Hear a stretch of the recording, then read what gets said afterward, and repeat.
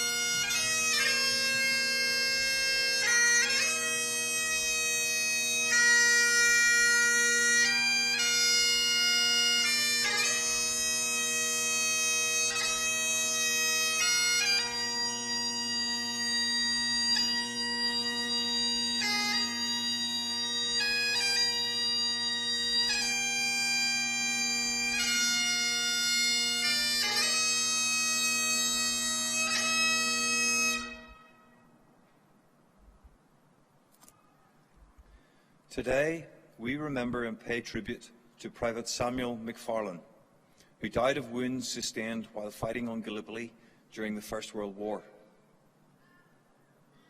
Samuel James Dixon McFarlane was born in 1894, the youngest of 5 children of James and Sarah McFarlane of Portrush, County Antrim, in what is now Northern Ireland.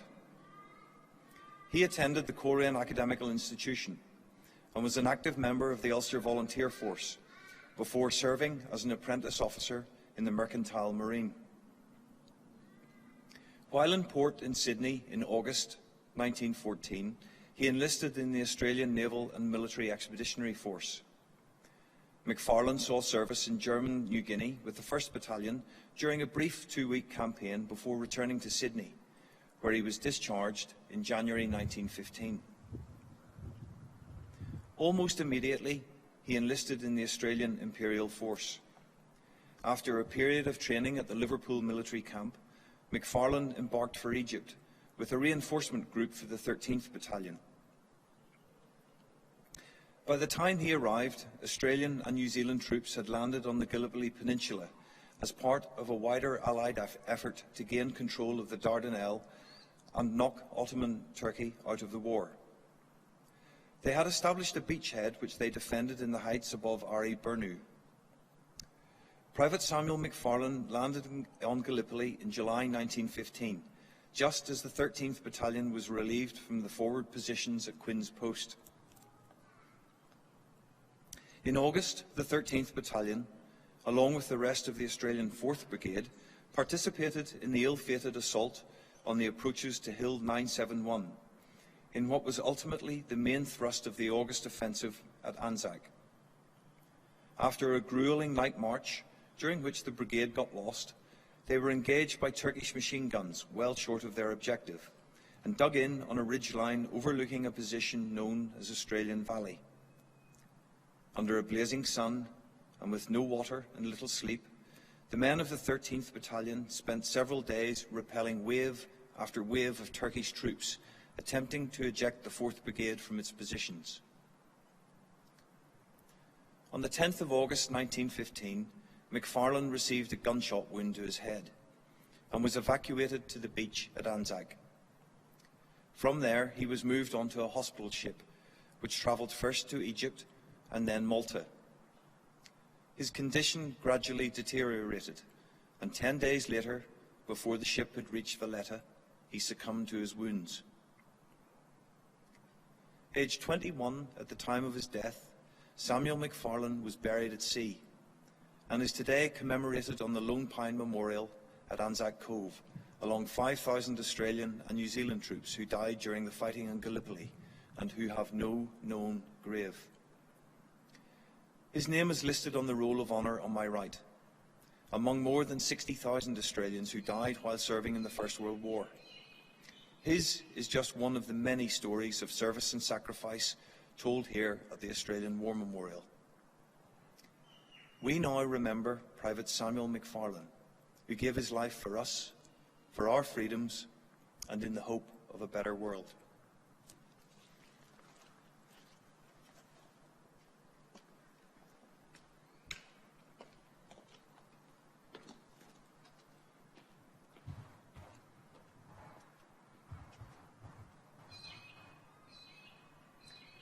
They shall not grow old, as we that are left grow old. Age shall not weary them, nor the years condemn. At the going down of the sun, and in the morning, we will remember them. We will remember them.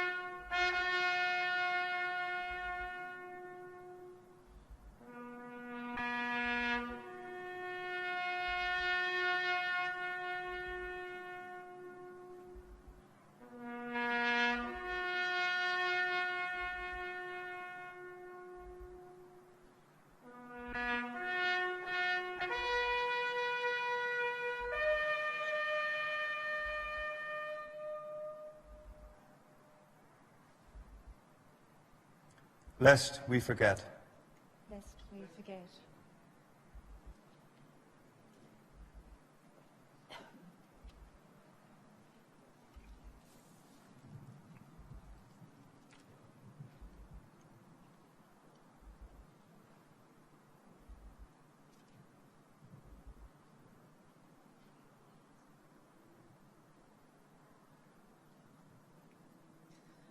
We leave you this evening with the words of the memorial's founder, Charles Bean. Many a man, lying at their posiere or in the low scrub at Gallipoli, with his poor tired senses barely working through the fever of his brain, has thought in his last moments, well, it's over. But in Australia, they will be proud of this. Ladies and gentlemen, that concludes this evening's last post ceremony. We would like to thank you for visiting the Australian War Memorial today, and we wish you all a very good evening. Thank you.